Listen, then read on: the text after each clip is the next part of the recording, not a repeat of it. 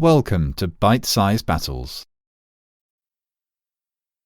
In 1916, the blood-spattered stalemate of World War I had dragged on for 2 years. Millions were already dead. While the vast majority of casualties were caused in the pock-marked land of the Eastern and Western fronts, World War I's most significant battle took place at sea, the North Sea. While most people think of trenches, rolling artillery barrages, massed machine gun fire, barbed wire, poison gas, and the world's first tanks and aerial dogfights, what changed the course of the war were gigantic dreadnought battleships. The Battle of Jutland was the shuddering earthquake that released the seismic tension of the Anglo-German naval arms race of the last decade. Ever since the Royal Navy launched the all-big-gun battleship HMS Dreadnought in 1906, both countries had been caught in a headlong rush to build the most of these new behemoths of the sea. What was at stake was the blockade and starvation of the vanquished. The German High Seas Fleet aimed to destroy a large enough part of the British Grand Fleet to allow it to break out to the Atlantic, where it would effectively blockade the commerce and supplies Britain utterly relied on to survive, let alone fight. If that happened, Britain would be forced into submission. No wonder then that Winston Churchill said of the commander of the British Grand Fleet, Admiral Jellicoe, "He is the only man on either side who could have lost the war in an afternoon." Churchill was right. This one battle, more than any other, would decide the outcome of World War I, and with it, the likelihood of a World War II. The future of the world rested on Jellicoe's shoulders. So welcome to this, the 6th episode of history's greatest naval battles, the Battle of Jutland. On the face of it, HMS Dreadnought gave Britain the technological lead any navy would dream of. But the reality was that so revolutionary was she that she effectively made every single other battleship in the world obsolete. So much so that they would now be dismissively called pre-dreadnoughts. In other words, every nation's navy was reset to zero, and Britain's hundreds of warships around the world now meant very little if any nation could build enough dreadnoughts to fight them. Dreadnought was head and shoulders above the rest. While pre-dreadnoughts had mixed batteries of 6, 8, 10 and 12-inch guns, on Dreadnought every single gun was a 12-inch monster. She could hurl half-ton, high-explosive shells 10 miles, and their accuracy was eerie. She was fast too, 25 miles an hour fast, unimaginable for a battleship. And then, from 1911, what's known as super dreadnoughts hit the scenes, with 13, 14 and even 15-inch guns replacing the older 12-inch batteries. These ships were the most powerful weapons to have ever existed at the time, and both Britain and Germany began building them as fast as their shipyards could manage. Whoever held the edge would hold the ocean. By the time of Jutland, Britain's Grand Fleet boasted 28 of these new mighty battleships to Germany's 16, and they were backed up by more than 200 other warships. The enormity of the imminent battle wasn't lost on the men who were about to fight it. World War I naval warfare inspired different emotions in different men. A Royal Navy sailor, Louis West, said, "We thought we'd wipe the Germans out, of course we did. No navy like the British Navy, you know. We fully expected there to be a good ding-dong battle, but it would all be over in a matter of hours." German Lieutenant Commander Dane felt the same. The knowledge that the British fleet was vastly superior to the German fleet didn't affect our morale at all. Everybody was agreed that the fleet as a whole, and every unit in it, would give a very good account of themselves when the day would come. Many, though, were more sombre. British teenager Alfred Fright joined up underage in 1913. His words were, "While you were waiting for it, you was absolutely dead scared. But once it started, it was fine, and you seemed to lose it all. But I know I've stood on the bridge sometimes and cried with being scared, and up at the topmasthead. I've stood up there with these glasses to my eyes, frozen to death and crying. That's the sort of life it was in them days." These men and 100,000 more faced the huge guns and torpedoes of each other's fleets. And it all kicked off on the 31st of May. The battle itself was a seesaw affair, a toing and froing of luring, chasing, engaging and fleeing. The British weren't even sure a battle would take place, but having broken some of the German signals, knew that something was up, and so sailed the Grand Fleet into the North Sea to head off any trouble. The fleet was split in two, the main force commanded by Jellicoe, and a smaller but powerful squadron under Admiral Beatty.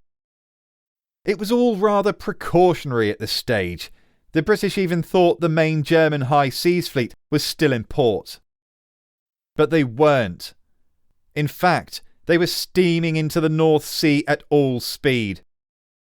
Their fleet was also split in two, the main force commanded by Admiral Scheer, and, just like the British, a powerful decoy force under Admiral Hipper.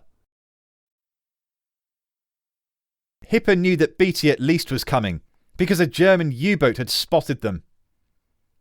He must have been rubbing his hands together in glee, because Hipper's plan was to lure Beatty's vanguard into the path of the whole German fleet steaming up behind. Beatty's smaller squadron was more powerful than most navies at the time, with 4 Queen Elizabeth-class battleships, the most modern of the Royal Navy, and 6 battle cruisers. Battle cruisers had the guns of battleships, but sacrificed armour for speed.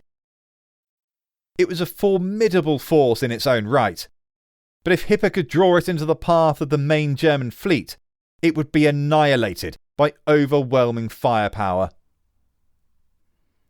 The first surprise of the day, though, was Hipper's, as Beatty suddenly appeared sooner than expected. Beatty outranged Hipper, and his unexpected arrival could have spelled disaster for the Germans had he engaged. But for some reason, he didn't. Not for 10 precious minutes. Instead, he continued to steam right ahead, closing the range with Hipper's fleet until he himself was now in range of the Germans.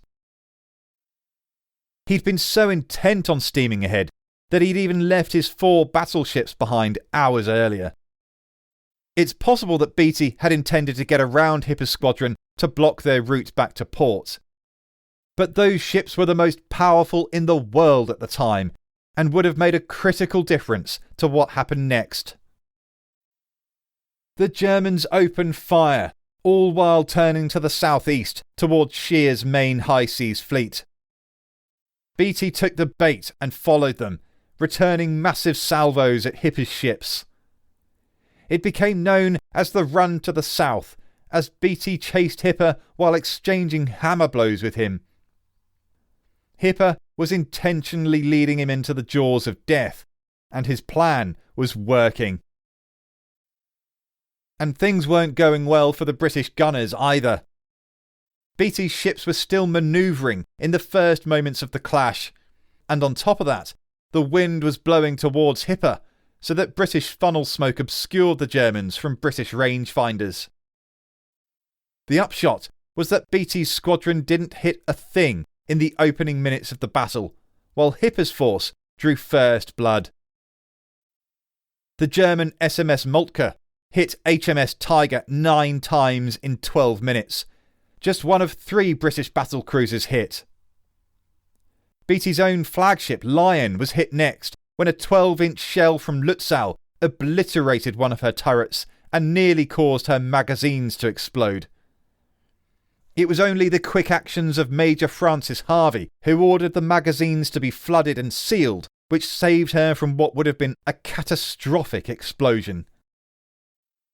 But the same could not be said of HMS Indefatigable, as shells penetrated her armour, detonating in her magazines. A small first explosion was followed by a second almighty one, and the whole ship was violently, internally rent. 22,000 tons of steel brutally buckled, and she sank within minutes, taking over 1,000 men with her to the deep. Just 20 minutes later, it was HMS Queen Mary's turn to suffer disaster. Ganged up on by the German Derfflinger and Seydlitz, her magazines too exploded.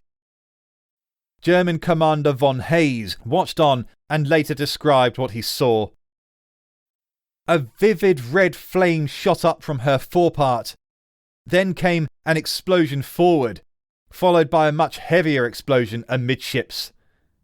Immediately afterwards, she blew up with a terrific explosion, the masts collapsing inwards and the smoke hiding everything.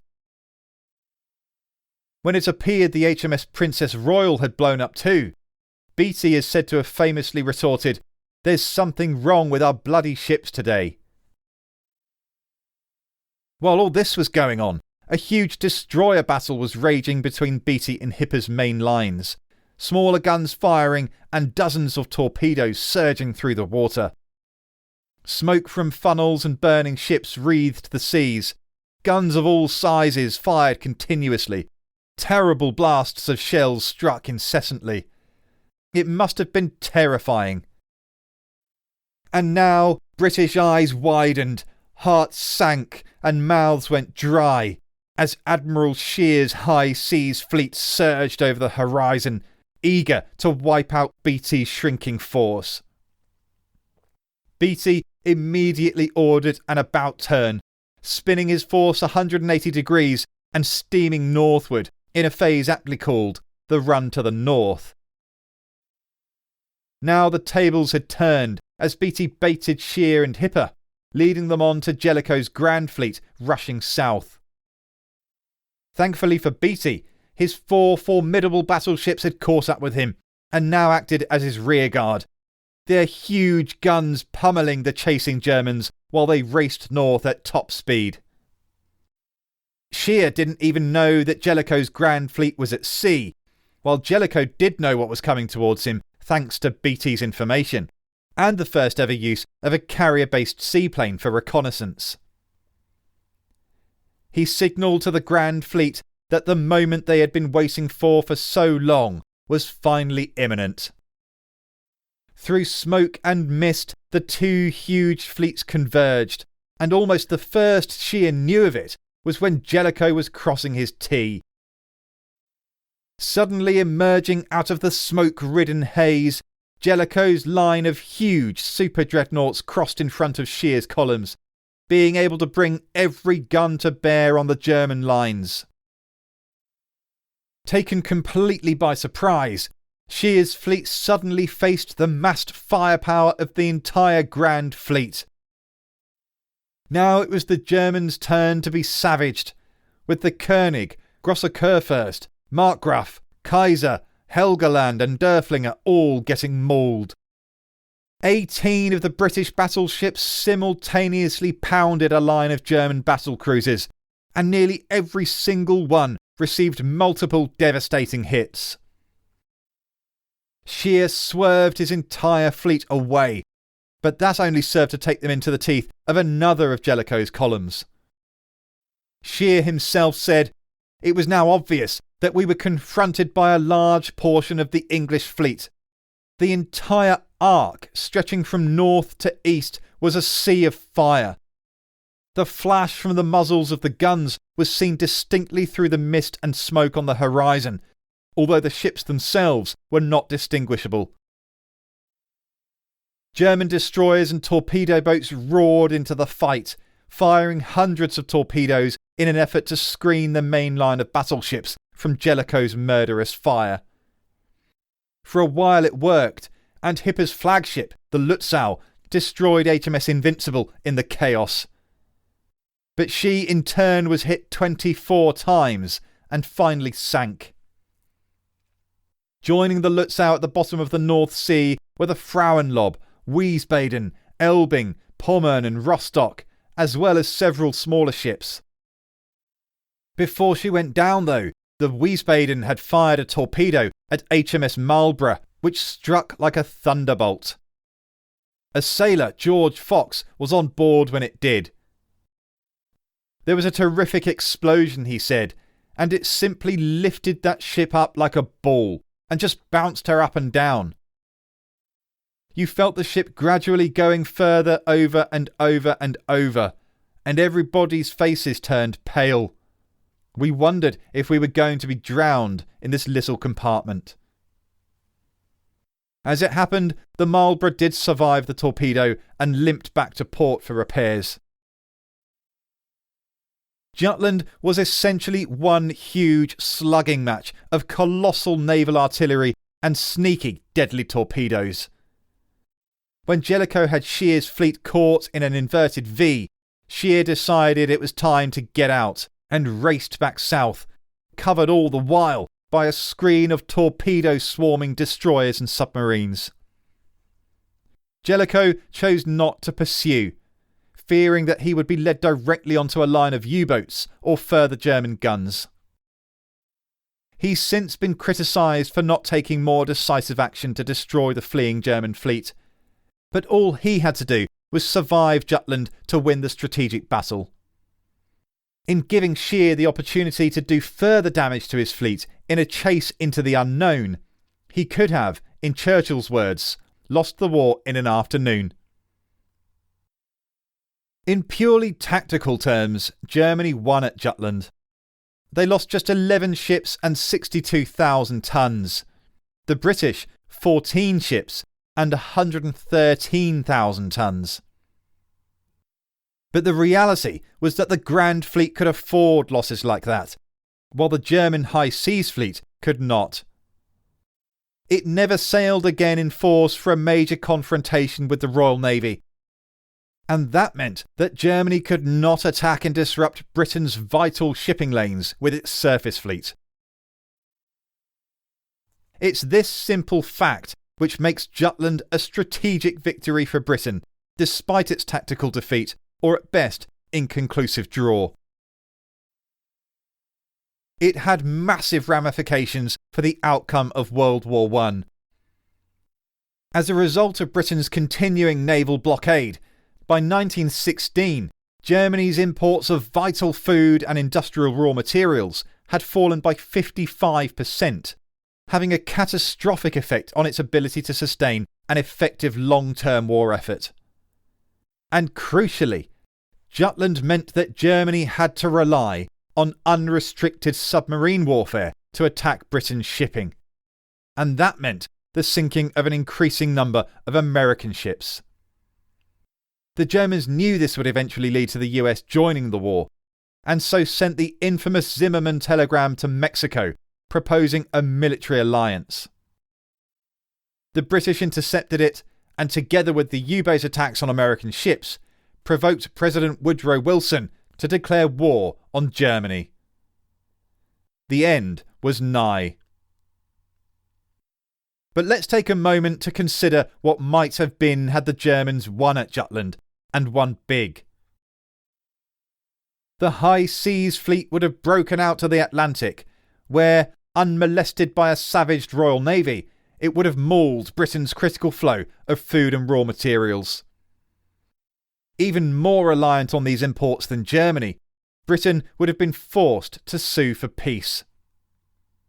Now there's no Britain supporting France on the Western Front, and stretched even more thinly than they already were, the French army mutinies of 1917 would have been made even worse. As Germany would have had no need to resort to unrestricted submarine warfare or the Zimmermann telegram, the United States probably would have stayed out of the war altogether. And then, of course, the Russian Revolution occurs, and she too is out of the war by March 1918. Now, the major 1918 German spring offensive is against just the exhausted French, assuming their army hadn't already rebelled in full and forced its government to surrender. Either way, the Germans would have steamrolled their way into Paris. Germany wins World War I. No Treaty of Versailles, no occupation of the Rhineland or Sudetenland, no German reparations, no Weimar Republic with its soaring hyperinflation, no seething public discontent or national humiliation for a certain Adolf Hitler and Nazi ideology to rise into in the 1930s. In other words, the Battle of Jutland changed the course of World War I and allowed the Allied victory to sow some of the seeds of World War II. Jutland's ripples travelled far into the future. You're still feeling those ripples today. Join us next time for the final episode of history's greatest naval battles, for the clash which turned the tide of World War II's Pacific War. Japan had been busy in the 6 months following its shock attack on Pearl Harbor, expanding its empire into the Philippines, Malaya, Singapore, and the Dutch East Indies. But the Japanese knew that they needed to eradicate the threat of American aircraft carriers if they were to hold their new empire, let alone continue growing it. So, Admiral Yamamoto, the architect of the Pearl Harbor attack, drafted a plan to lure the Americans to the tiny islands of Midway, where he would ambush and destroy them completely. From there, it's possible Hawaii would have been invaded and used as a shield against further American threats to its Asia-Pacific empire. But the Americans had broken the Japanese codes and knew they were coming. It was set to be an incredible collision of a new style of naval warfare, when thousands of carrier-borne aircraft fought each other and the mighty ships of the ocean. I'm Andrew Mackenzie. Thanks for listening. See you then.